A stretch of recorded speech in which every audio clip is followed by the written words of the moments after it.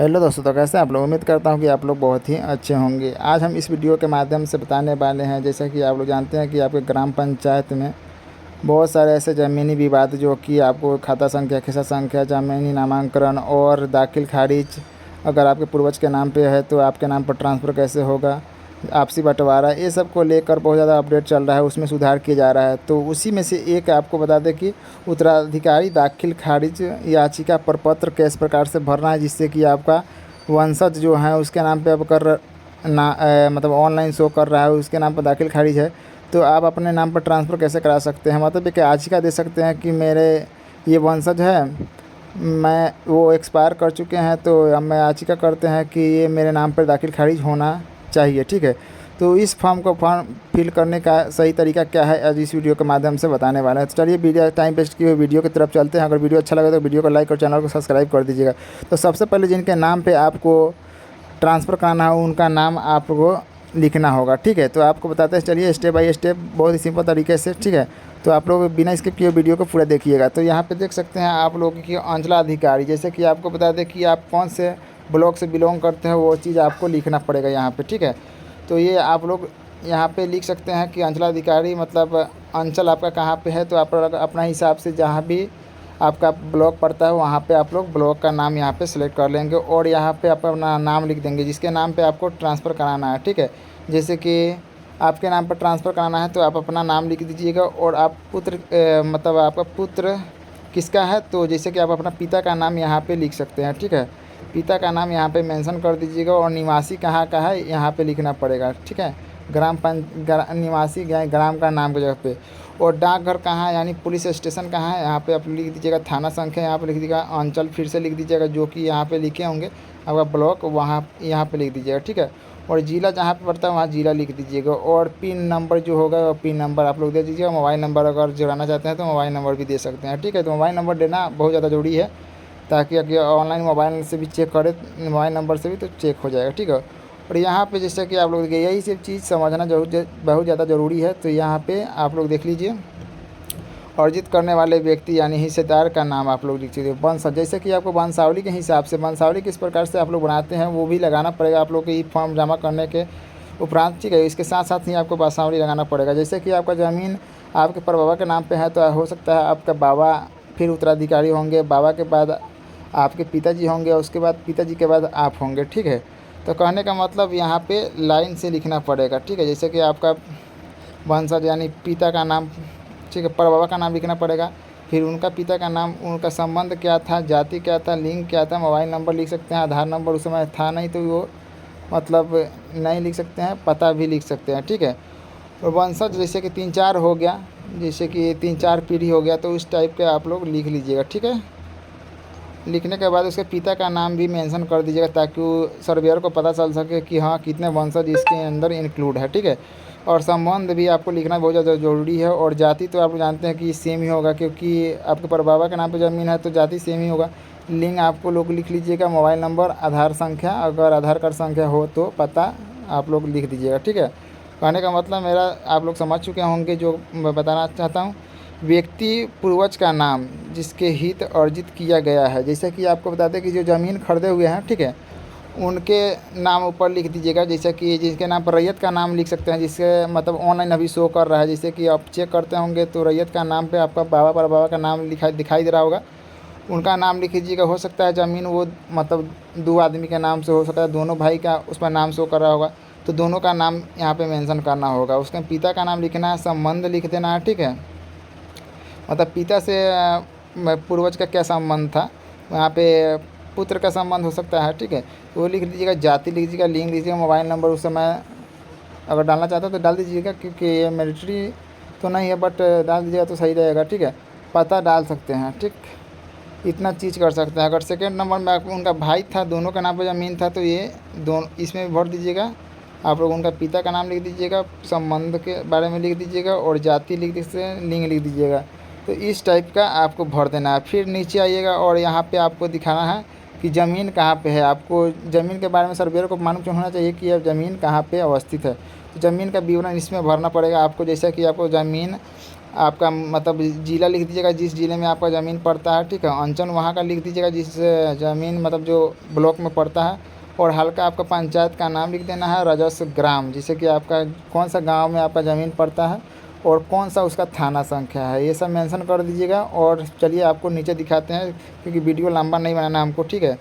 तो कहने का मतलब है जैसे कि आपको बता दें कि अब कंप्यूटराइज जमाबंदी संख्या में वर्तमान पृष्ठ भाग, जैसे कि कंप्यूटराइज जमाबंदी, जिससे कि ऑनलाइन आप चेक करेंगे तो एक रिसीविंग आपको डाउनलोड होगा, ठीक है। तो उसके ऊपर लिखा रहता है, जैसे कि आप लोग रसीद कटवाते हैं ऑनलाइन, तो उस पर कंप्यूटराइज जमाबंदी संख्या लिखा रहता है। आपको हो सकता है तो अगले वीडियो में बना देंगे, बट आपको वीडियो नंबर ना हो जाए इसी की वजह से उसका खाता संख्या लिख दीजिएगा और खेसरा संख्या या प्लॉट संख्या लिख दीजिएगा, ठीक है।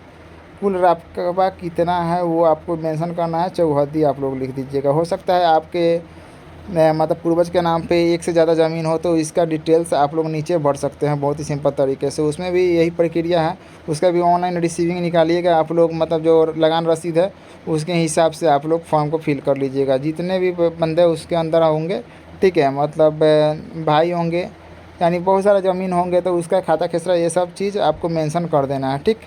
और अब यहाँ पे जैसा कि हम नीचे आएंगे फिर से, हित अर्जी के संबंध में साक्ष्य विवरण, मतलब आप जो ज़मीन क्या बोलते हैं खरीदे थे उसके कुछ विवरण आपको मांगे जाएंगे, जो कि आपको खतियान में मेंशन किया गया होगा। तो यहाँ पे देखिए दस्तावेज का प्रकार आप लोग लिख दीजिएगा, ठीक है। दस्तावेज संख्या, इसको डीड नंबर बोलते हैं, वो आपको जब ज़मीन रजिस्ट्री कराएंगे तो आपको पेपर मिला होगा, उस पर आपको मेंशन रहता है। दस्तावेज का दिनांक संख्या किस तारीख को आप लोग ज़मीन लिखवाए थे वो चीज़ आपको मेंशन करना है। दस्तावेज का मूल, मतलब कहने का मतलब जो ज़मीन खरीदे हुए थे उस पर लिखा रहता है दस्तावेज पे कि कितना रुपए में खरीदे गया था। हो सकता है गिफ्टेड हो चाहे जो भी हो, इसको मेंशन करना ज़रूरी होता है, ठीक है। निर्धारित करने वाले कोर्ट का नाम, मतलब ये कौन सा कोर्ट से आप लोग जाकर लिखवाए थे उसका नाम लिख देना है, और वो कोर्ट कौन सा ज़िला में है, ठीक है, वो लिख दीजिए, और पता भी आप लोग को लिख देना है, ठीक है। इतना चीज़ें आप लोग लिख लीजिएगा, ठीक है। और चलिए यहाँ पे जैसे कि आप लोग देख रहे होंगे, इस सब कुछ लिखने के बाद सिंपली आपको क्या करना पड़ेगा, जो पूर्वज का मृत्यु हो चुका है उसका मृत्यु प्रमाण पत्र या शपथ पत्र आप लोग दे सकते हैं, वंशावली के या वंशावली भी दे सकते हैं, ठीक है। तो आपको जो जो मतलब अच्छा लगे, वंशावली कहने का मतलब कौन सा वंशावली चलेगा वो तो मैं अभी इस वीडियो के माध्यम से बता देता हूँ थोड़ा देर में। जैसे कि आपको बताते हैं कि वंशावली किस प्रकार से बनता है, तो जैसे कि मान के चलिए आपका परबाबा का नाम ए है, तो उनका अगर 3 लड़का है यानी BCD, फिर यहाँ पे इस टाइप का वंशावली बनता है। तो ये वंशावली बनाकर आप लोग लगा सकते हैं अपने खुद से, ठीक है। उस पर आप लोग सरपंच का मोहर मरवा लीजिएगा तो और भी बेटर रहेगा, ठीक है। तो कहने का मतलब याचिकाकर्ता का हस्ताक्षर, जब आपके नाम पर ट्रांसफ़र हो रहा है उनका यहाँ पे हस्ताक्षर होगा, ठीक है। हस्ताक्षर करने के बाद यहाँ पे दिनांक आप लोग लिख दीजिएगा। दिनांक लिखने के बाद सिंपली आपको एक शपथ पत्र आपको देना पड़ेगा, जैसे कि आपको बता देते हैं। चलिए शपथ पत्र किस प्रकार से होता है, चलिए आपको इस वीडियो के माध्यम से बताने हैं। जैसा कि आप मेरे डिस्प्ले ऊपर देख रहे होंगे, शपथ पत्र यहाँ पे आ चुका है, ठीक, 100 अभिमानित शपथ पत्र। तो कहने का मतलब है आप जिसके नाम मतलब जो याचिका कर रहा है उसका नाम यहाँ पे दे सकते हैं, आप अपना नाम दे सकते हैं, उनका पिता का नाम दे सकते हैं, मौजा आप कौन से मतलब थाना में पढ़ते हैं, ठीक है, थाना नंबर दे सकते हैं, ठीक है, हल्का, ठीक, और अंचल भर दीजिएगा, ज़िला भर दीजिएगा, ठीक है। और आपको जमाबंदी ज़िला भर दीजिएगा, जमाबंदी कौन सा ज़िला में है, अंचल, हल्का, मौजा, मतलब ज़मीन कहाँ पे उसका मतलब डिटेल्स देना पड़ता है, और मूल्यांक संख्या, ठीक है, और पृष्ठ संख्या भी दे सकते हैं, जमाबंदी नंबर दे सकते हैं। तो ये सब चीज़ भरकर आप सिंपली आप सर्वेयर को दीजिएगा तो आपके नाम पे ट्रांसफ़र कर दिए जाएंगे, मतलब कि आपका रैयत के नाम की जगह पे आपके नाम पे डायरेक्ट खारिज हो जाएंगे, ठीक है।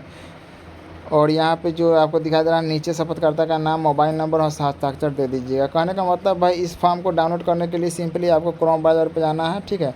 क्रोम ब्राउज़र पर सिंपली आपको बिहार भूमि सर्च करना है, जैसे कि क्रोम ब्राउज़र पर चल जाइए, बिहार भूमि जैसे ही सेलेक्ट करेंगे आपके सामने कुछ इंटरफेस इस प्रकार का देखने को मिलेगा, ठीक है। यहाँ पे आने के बाद सिंपली आप लोग क्या कीजिएगा, क्लिक कीजिएगा फर्स्ट नंबर पेज पे। आने के बाद सिंपली आप लोग और यहाँ पे राजस्व अभियान का कुछ ऑप्शन आपको दिखाई दे रहा होगा। यहाँ पे मैं चलिए इसको हाइड कर देता हूँ ताकि आप लोग को अच्छी तरह से समझ में आए। ठीक है, राजस्व अभियान का ऑप्शन दिखाई दे रहा होगा, इस पर सिंपली आपको क्लिक कर देना। यहाँ पे तो बंद कर दीजिए इसको, और राजस्व अभियान के ऊपर सिंपली आप लोग क्लिक करेंगे तो आपको दिखाई दे रहा होगा कि 16 अगस्त से 2025 से लेकर 20 सितंबर 2025 तक ये सर्वे का काम चलने वाला है, ये सुधार का काम चलने वाला है। यहाँ पे नीचे कीजिएगा तो यहाँ प्रपत्र का ऑप्शन दिखाई दे रहा है, प्रपत्र देखें, तो यहाँ पे सिंपली इसी के ऊपर क्लिक करना है। क्लिक करते ही आपके सामने 2-4 ऑप्शन आपको देखने को मिल जाएगा। तो नीचे यहाँ पे देख सकते हैं, तो यहाँ पे जो दाखिल खारिज उत्तराधिकारी का ऑप्शन दिखाई दे रहा होगा, तो यहाँ पे सिंपली आपको क्लिक करना है। तो इस प्रकार का फॉर्म आपको आएगा, तो यहाँ डाउनलोड कर लीजिएगा। चलिए मैं बैक कर देता हूँ। फॉर्म इस प्रकार से डाउनलोड कर सकते हैं। और यहाँ पे अगर शपथ पत्र अगर डाउनलोड करना चाहते हैं तो यहाँ 2 नंबर पर क्लिक करना है। शपथ पत्र भी आपका खुलकर ओपन हो जाएगा, तो यहाँ पे भर के आप लोग सर्वेयर को दे सकते हैं। तो कितना लोग को कितना समझ में आया, कमेंट सेक्शन में कमेंट करके बताइए। अगर किसी प्रकार का दिक्कत हो रहा हो तो इसके लिए मैं आपको कमेंट सेक्शन में मैं आंसर दूँगा। ठीक है, तो चलिए वीडियो को यहीं पे एंड करते हैं। अगर वीडियो अच्छा लगा तो वीडियो को लाइक और चैनल को सब्सक्राइब कर दीजिए। यहीं दोस्तों, जय भारत।